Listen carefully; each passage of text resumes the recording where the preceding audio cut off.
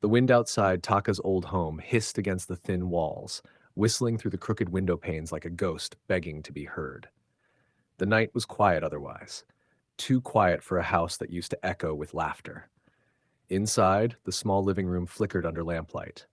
A few mismatched chairs circled a table worn from years of conversation and spilled tea.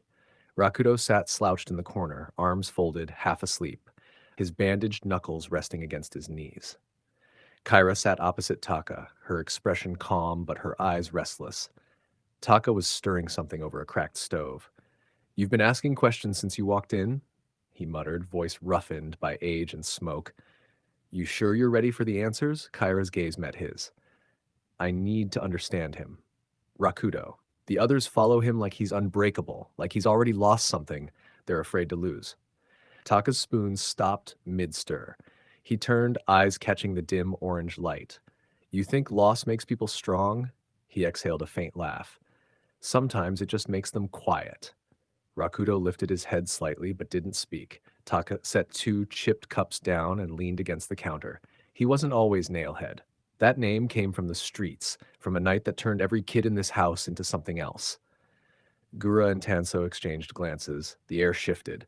Even the lamplight seemed to hesitate. Taka continued, his tone low. "Rakudo's brother, Reiji, was the kind of boy who kept others in line. Calm, smart, always thinking 2 moves ahead. He ran the rooftop runs, the delivery routes across Sector 3. Every gang knew his name." He paused, then looked toward Rakudo.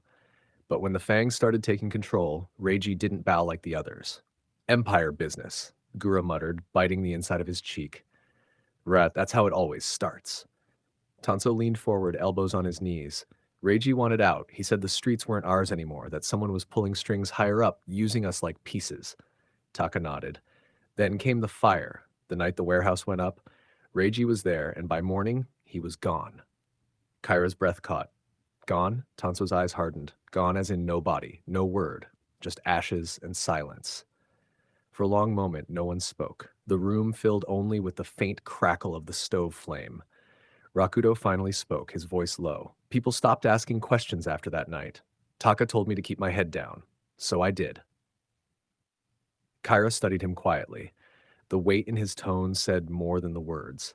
She wanted to reach across the table, to ask why he blamed himself, but the look in his eyes warned her not to. Gura leaned back, crossing his arms. "You see why we don't trust the Empire? They call it order, but every time they clean a street, someone like Reiji disappears." Kyra looked away, guilt flickering behind her calm expression. "You think the Empire's behind it?" Tanso gave a bitter laugh. "Don't think. No." Taka sighed. "Truth is, none of us saw it happen. We only know what the Empire wanted us to see. A name wiped off the map and a boy who stopped smiling." He looked toward Rakuto again. "That's the truth about Nail, at least the part that belongs to us." The words lingered, heavy as rain clouds.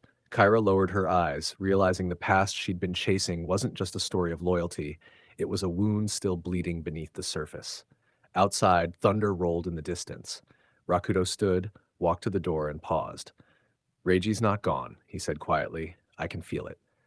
Taka didn't answer. None of them did. Because deep down, every one of them wanted to believe it. even if the truth was something far darker.